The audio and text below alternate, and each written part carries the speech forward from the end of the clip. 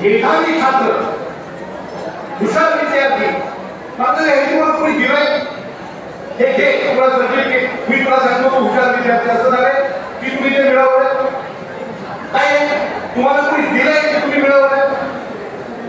मोठे ना मिळवले, नक्की मिळवले.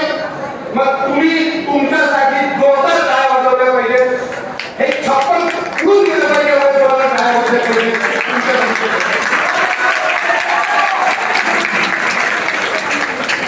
मित्रांनो, हे यश हे तुमचं आहे, ते तुम्हाला कोणीही गिफ्ट मध्ये दिलेलं नाही, हे लक्षात ठेवा.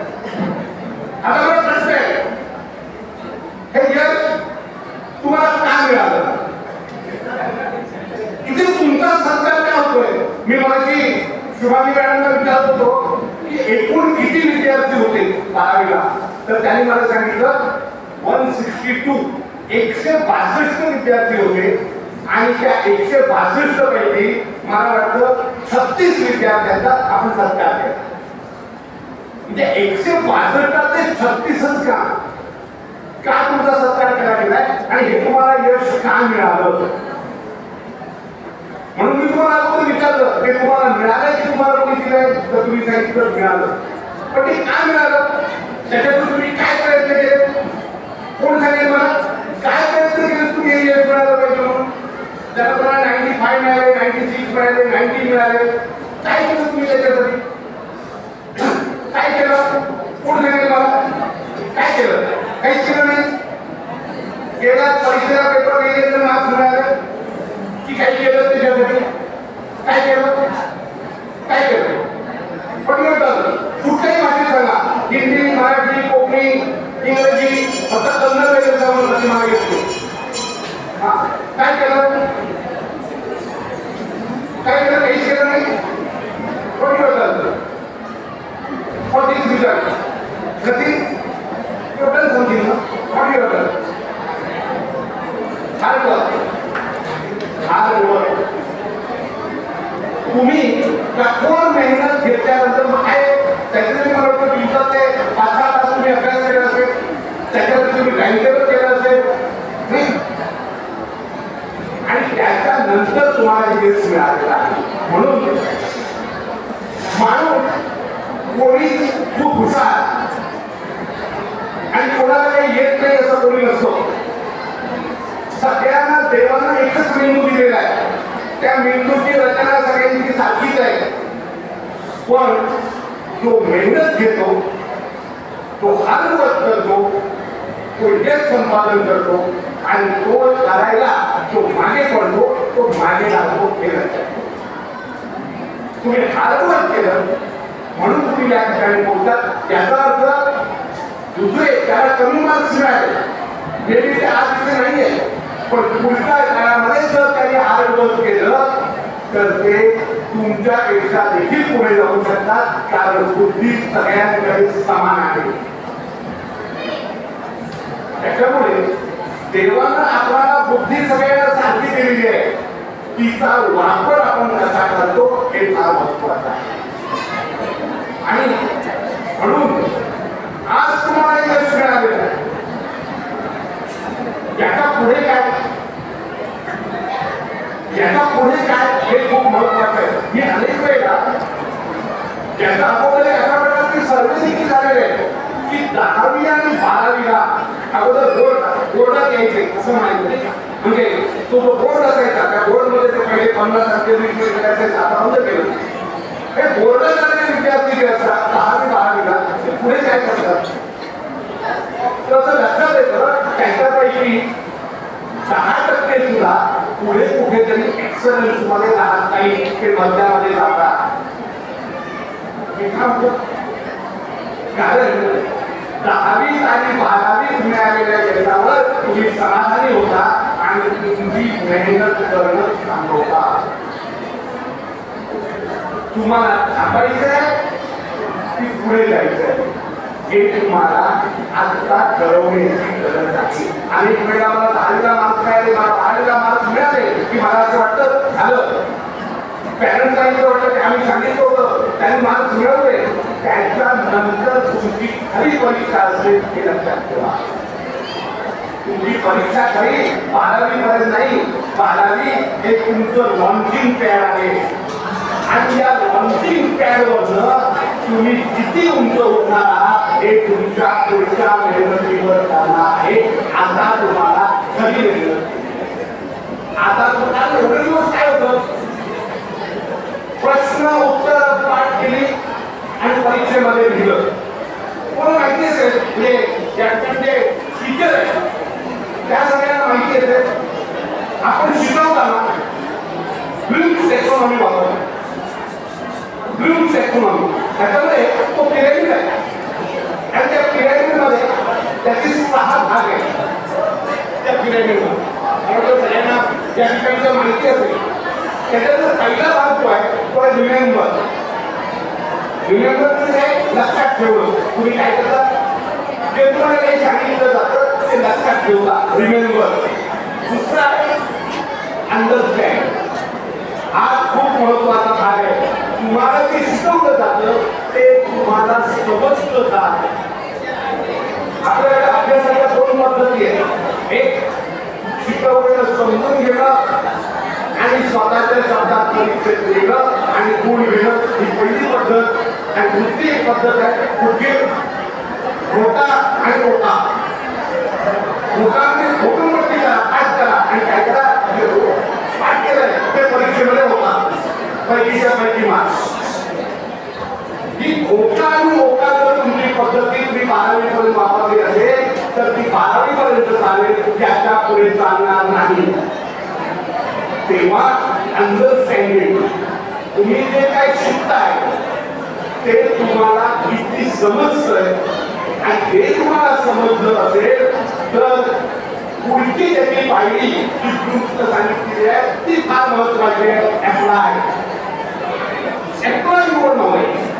कधी तुम्ही एखादी गोष्ट अप्लाय कधी करू शकता, तिचं उपयोजन तुम्ही कधी करू शकता, ती गोष्ट तुम्ही समजून घेतली तर. आता 3ऱ्या पायरीला सुरुवात होणार आहे. तुम्हाला जे ज्ञान मिळालेलं आहे त्या ज्ञानाचा उपयोग तुम्ही पुढे कसा करणार, त्या ज्ञानाला तुम्ही उपयोगामध्ये कसं आणणार आहात. कारण अनेक गोष्टी आपल्याकडे असतात पण त्याचा उपयोग कसा करायचा हे माहिती नसेल तर आम्हाला त्याचा फायदा नाही. साधन उदाहरण देतो. परंतु आपण सगळेजण लॅपटॉप वापरतो. लॅपटॉपमध्ये एवढ्या गोष्टी आहेत, इतक्या गोष्टी तुम्ही करू शकता. पण त्या कधी करू शकता, त्याचा वापर कसा करायचा ते तुम्हाला माहिती असेल तर. ज्ञानाचं पण असंच आहे. ज्ञान खूप आहे तुमच्याकडे आहे सुद्धा, पण त्याचा वापर कसा करायचा ते कळलं नाही तर तुमच्या ज्ञानाचा उपयोग शून्य आहे. त्याच्या पुढच्या काळामध्ये तुमच्याकडे असलेलं ज्ञान कसं वापरायचं हे तुम्हाला आणि ह्याचा पुढच्या ज्या 3 पायऱ्या आहेत त्या मला वाटतं तुमच्या आयुष्यातल्या त्याच्यानंतर ज्या पाहत्या फार महत्वाच्या पायऱ्या आहेत त्या म्हणजे पुढची पायरी आहे एनालाइज, विश्लेषण करणं. तुम्हाला जे काही सांगितलं जातंय, तुम्हाला जे काही सांगितलं जातंय, ऐकलं जातंय, तुम्ही बघताय त्याचं तुम्हाला विश्लेषण करता आलं पाहिजे. एका तुमच्या मनात प्रश्न निर्माण झाले तोपर्यंत तुमच्या मनामध्ये प्रश्न निर्माण होत नाही, तोपर्यंत तुमच्या शिक्षणाची प्रक्रिया सुरू होत नाही. तुम्हाला शिकायचं असेल तर तुमच्या मनामध्ये प्रश्न निर्माण झाले पाहिजे. हे लक्षात घ्या. आपण म्हणतो भगवान श्रीकृष्णाने भगवद्गीता सांगितली. कधी विचार कराय का सांगितली. अर्जुनाला प्रश्न विचारला नसता तर तरी गीता सांगितली असती का नाही. त्याच्यामुळे प्रश्न विचारलं आणि ते शिक्षकांना असतील किंवा स्वतःला प्रश्न विचारलं आणि प्रश्न विचारल्याचं अॅनालाइजची प्रक्रिया सुरू होते. तुम्हाला मिळालेल्या ज्ञानाचं विश्लेषण अॅनालाइजेशन होतं. This is a important step that now you start to step in your life. Analyze and त्याच्यानंतर खूप महत्वाचं आहे ते इमिडिएट म्हणजे मूल्यमापन करणं. जे तुम्ही विश्लेषण केलेलं आहे, जे तुम्हाला ज्ञान मिळालेलं आहे ते कसं आहे, त्याचं चांगलं काय आहे, त्याचं वाईट काय आहे, खायचं काय आहे, नाही खायचं काय. मला वाटतं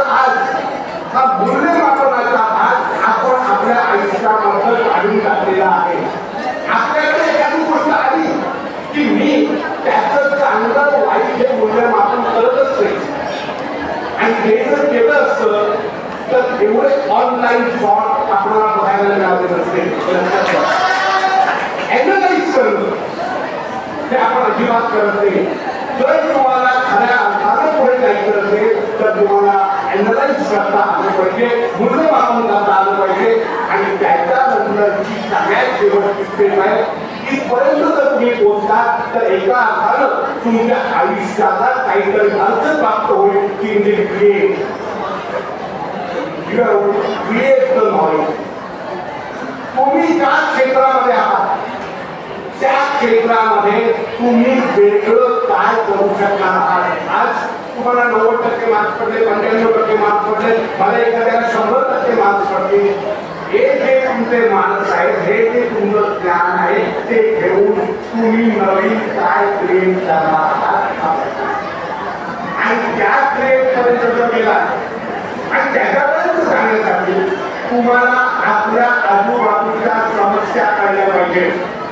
तुम्ही उद्या रिसर्च कसा करणार, तुम्ही उद्या काय वेगळं करणार जर तुम्हाला तुमच्या आजूबाजूच्या समस्या कळल्या आणि त्याच्यासाठी मोबाईल मधलं डोकं बाहेर काढून माझे काय चाललंय हे बघण्याची आवश्यकता आहे. माझ्या समाजाचे असे प्रश्न कुठले आहेत त्या प्रश्नांची चर्चा करून तुम्हाला मिळालेल्या ज्ञानातून त्या प्रश्न सोडवण्यासाठी जर तुम्ही काहीतरी उपाययोजना केली तर तुमच्या ज्ञानाचा या समाजाला काहीतरी उपयोग झाला असा त्याचा अर्थ. आणि त्याच्यासाठी तुम्ही काय करा, आता समाजाच्या कोणत्या समस्या तुम्हाला या ठिकाणी दिसत आहेत ते डोळे पुढे करून जर आपण आजूबाजूला बघितलं तर आपल्या आजूबाजूला कोणत्या समस्या आहेत ते तुम्हाला दिसतील. एकदा स्वतःला विचारून बघा की माझ्या आजूबाजूला कोणत्या समस्या. मी तुम्हाला एक गोष्ट फक्त सांगतो तुमच्या सगळ्यांच्या माहितीसाठी बोलू. इथे अनेक कॉमर्स स्टुडंट आहेत. आपल्याकडचा सगळ्यात मोठा सर्व्हिस सेक्टर कोणता आहे किंवा सगळ्यात मोठा आपल्या इकॉनॉमीचा सगळ्यात मोठा सेक्टर हा कोणता सेक्टर आहे तिथे सगळ्यात जास्त लोक काम करतात असा सेक्टर कोणता आहे. एखादा कॉमर्स स्टुडंट कोण करेल मला सगळ्यात मोठा सेक्टर कोणता आहे इकॉनॉमीचा स्टुडंट होईल कोणता सेक्टर आहे कोणता सेक्टर आहे सगळ्यात मोठा सेक्टर कोणता आहे कोण कोणता सेक्टर आहे ऍग्रिकल्चर बरोबर. सगळ्यात मोठा भारताकडे 50% लोकसंख्या अजूनही ऍग्रिकल्चरवर डिपेंड आहे हे लक्षात ठेवा. आणि मी तुम्हाला दुसरा प्रश्न विचारतो आपल्याकडे इन्कम टॅक्स नसलेला सेक्टर कोणता आहे कोणता ऍग्रिकल्चर. मला वाटतं हे आपल्या देशाचं दुर्दैव आहे. तुम्ही म्हणा म्हणजे तुम्हाला काय म्हणायचं ऍग्रिकल्चरवर इन्कम टॅक्स लावला पाहिजे नाही. तुम्ही असा भारत घडवला पाहिजे की अशी परिस्थिती येईल की ऍग्रिकल्चरवर इन्कम टॅक्स लावला पाहिजे. त्याचं उत्पन्न एवढं वाढलं पाहिजे की सगळ्यात मेन इन्कम सोर्स जो आहे तो ऍग्रिकल्चर मधनं आला पाहिजे. तुम्हाला माहिती असेल भारताचं कापसाचं पर एकर उत्पन्न हे 1000 टन आहे आणि तेच इजिप्तमध्ये 1 एकरचं प्रोडक्शन 4500 टन आहे. असं का भारतात जर एवढं उत्पादन झालं तर सगळा जो इन्कम टॅक्स आहे लोक असं म्हणतील की आम्हाला जो तुमच्याकडे सगळ्यात मोठा भाग आहे त्याच्यातून तुम्हाला सगळ्यात जास्त पैसा आला पाहिजे. आपल्याकडे जो सगळ्यात मोठा भाग आहे त्याच्यावर इन्कम टॅक्स आहे. कारण त्या क्षेत्रामध्ये अशी परिस्थिती आहे की भारताचा शेतकरी आज दररोज आत्महत्या करतोय. ही मला वाटतं कॉमर्सचे स्टुडंट आहेत इकॉनॉमिक्सचे स्टुडंट आहेत यांच्यासमोर ती परिस्थिती असली पाहिजे. मी भारताला ऍग्रिकल्चरच्या सेक्टरमध्ये नंबर 1 कसं करेल हे माझं विजन असतं. अशा प्रकारचं विजन घेऊन जर तुम्ही काम केलं आणि विजन जेव्हा आम्ही म्हणतो तेव्हा विजन सोबत दुसरी गोष्ट येते ती म्हणजे विजन. मला विजन काम केलं ती समजलं हे काम झालं पण जेव्हा मी विजन म्हणतो ती माझी कायम चालणारी प्रक्रिया असते. त्याला सुट्टी नाही. दिवस रात्र मी त्याचाच विचार करत असतो आणि ज्या वेळेला दिवस रात्र मी माझ्या विजनचा विचार करतो तेव्हा तुम्ही विजनही होता आणि तुम्हाला या देशासाठी काय करायचं असेल तर तुम्हाला विजनरी झालं पाहिजे. तुम्ही तुमच्या कार्यात झोपून दिलं पाहिजे. त्याच्यासाठी आणखी दोन गोष्टींची आवश्यकता आहे. ती म्हणजे एक तुमचं गोल सेट झालं पाहिजे आणि दुसरं तुम्हाला तुमचे ऑब्जेक्टिव्ह माहिती पाहिजे. गोल म्हणजे काय? हे सगळं करण्यासाठी माझं ध्येय काय आहे, मला काय करायचंय. आज तुमच्या इथे 12 तुम्ही फोन मिळवतोय म्हणून तुमचा सत्कार होतोय. त्यावेळेला तुम्ही हे ठरवलं पाहिजे की माझं आयुष्याचं ध्येय काय असणार आणि हे माझं सांगत असताना हे ध्येय का, हे मला काय मिळवायचंय, ते जे उद्दिष्ट आहे ती तुम्हाला माहिती असली पाहिजे की मला हे गोल या गोष्टींसाठी करायचं आहे. म्हणजे बघा गोल उद्दिष्ट विजन आणि मिशन हे घेऊन जर तुम्ही काम केलं तर आज तो तुमचा सत्कार झालेला आहे. तुम्ही उद्या आज अनेक जणांचं असं आहे की मला शिक्षण द्या पाहिजे, शिक्षण घ्यायची आणि नोकरी करायची. नोकरी करण्यासाठी नाही, creation of knowledge, creation of job याच्यासाठी तुम्ही तुमच्या ज्ञानाचा वापर करायचा आहे. शिक्षणाचा अर्थ ज्ञान मिळवणं आणि ज्ञानाचा योग्य वापर करणं आहे.